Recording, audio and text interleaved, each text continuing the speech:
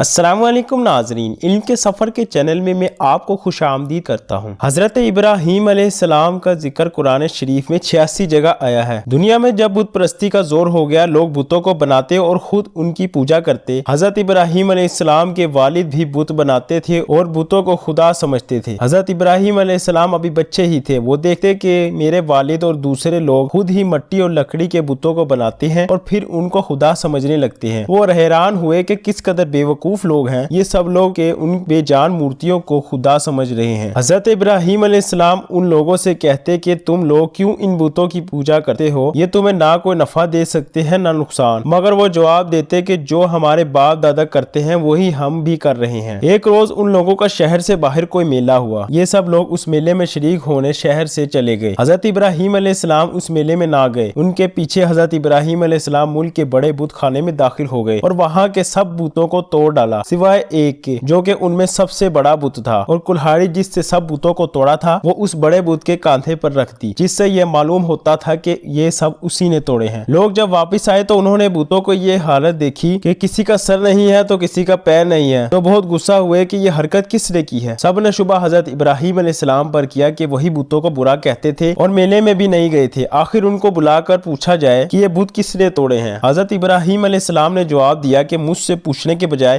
اپنے خدا سے کیوں نہیں پوچھتے ہو، جن کی تم عبادت کرتے ہو، کہ ان کو کس نے توڑا ہے، خود بتا دیں گے۔ ان لوگوں نے جواب دیا کہ آپ کو معلوم ہے کہ یہ بول نہیں سکتے۔ حضرت ابراہیم علیہ السلام نے کہا کہ پھر تم ایسے خدا کو پوجا کیوں کرتے ہو؟ حضرت ابراہیم علیہ السلام نے پھر کہا کہ دیکھو کلہاڑی بڑے بت کے کاندھے پر رکھی ہوئی ہے، یہ کام اسی کا معلوم ہوتا ہے، اس سے پوچھو۔ یہ لوگ بہت ناراض ہوئے، ان کے باپ عزر سے شکایت کی کہ تمہارا بیٹا ایسی حرکت کر رہا ہے، اس کو سمجھا لو ورنہ اچھا نہ ہوگا۔ حضرت ابراہیم علیہ السلام نے اپنے باپ کو بھی سمجھایا اور بت پرستی سے منع کیا اور عرض کیا کہ اے باپ، میں ڈرتا ہوں کہ تم پر خدا کا کوئی عذاب نازل نہ ہو۔ اس پر ان کے باپ بہت سخت ناراض ہوئے اور کہا کہ آئندہ تو نے مجھ سے کوئی ایسی بات کی تو میں تجھے سنسار کر دوں گا، اور کہا کہ تو میرے پاس سے ہمیشہ کے لیے چلا جا۔ آپ نے باپ کو سلام کیا اور کہا کہ میں چلا جاتا ہوں، لیکن تمہارے لیے مغفرت کی دعا کرتا رہوں گا۔ پھر کیا ہوا، جب وہاں کے بادشاہ نمرود کو، جو بہت ظالم اور بت پرست تھا، ان سب باتوں کا پتہ چلا کہ عزر کا بیٹا ابراہیم لوگوں کو بتوں کی پوجا کرنے سے منع کرتا ہے اور ایک خدا کی دعوت دیتا ہے، تو اس نے ان کو اپنے دربار میں بلوایا، آپ سے جھگڑنے لگا۔ حضرت ابراہیم علیہ السلام نے فرمایا کہ میرا خدا تو وہی ہے جو مارتا بھی ہے اور زندہ بھی کرتا ہے۔ نمرود نے کہا کہ میں بھی مار سکتا ہوں اور جلا سکتا ہوں۔ چنانچہ اس نے ایک قیدی کو، جس کو سزا کی موت ہو چکی تھی، اس کو آزاد کر دیا اور ایک بے گناہ کو پکڑ کر قتل کرا دیا، اور کہا کہ اب بتاؤ میرے اور تمہارے خدا کے درمیان کیا فرق ہے؟ حضرت ابراہیم علیہ السلام نے کہا کہ میرا رب تو سورج کو مشرق سے نکالتا ہے، تم اسے مغرب سے نکال کر دکھاؤ۔ اس پر نمرود لاجواب ہو گیا اور حکم دیا کہ ابراہیم علیہ السلام کو زندہ جلا دیا جائے۔ چنانچہ بہت سی لکڑی اکٹھی کی گئی اور اس میں آگ لگائی گئی۔ جب آگ بہت بھڑک اٹھی، اس کے شعلے جب آسمان تک اٹھنے لگے تو حضرت ابراہیم علیہ السلام کو اس میں پھینک دیا گیا، مگر وہ آگ خدا کے حکم سے ٹھنڈی ہو گئی اور آگ کو آگ سے تکلیف نہ ہوئی۔ اس طرح جو لوگ اللہ تعالیٰ کے کہنے پر چلتے ہیں، اللہ پاک ان کو ہر تکلیف سے بچا لیتے ہیں، ان کے لیے آسانیاں ہی آسانیاں ہو جاتی ہیں، اور جو لوگ اللہ تعالیٰ کا کہنا نہیں مانتے، ان کے لیے اس دنیا میں مشکل ہی مشکل ہے، اور مرنے کے بعد تو ہمیشہ جہنم میں رہیں گے۔ امید کرتا ہوں آج کی ویڈیو آپ کو پسند آئی ہوگی۔ ویڈیو اچھی لگے تو چینل کو سبسکرائب کر لیں اور ویڈیو کو شیئر کرنا نہ بھولیے گا۔ ہماری نیکسٹ ویڈیو تک کے لیے اللہ حافظ، اپنا خیال رکھیں۔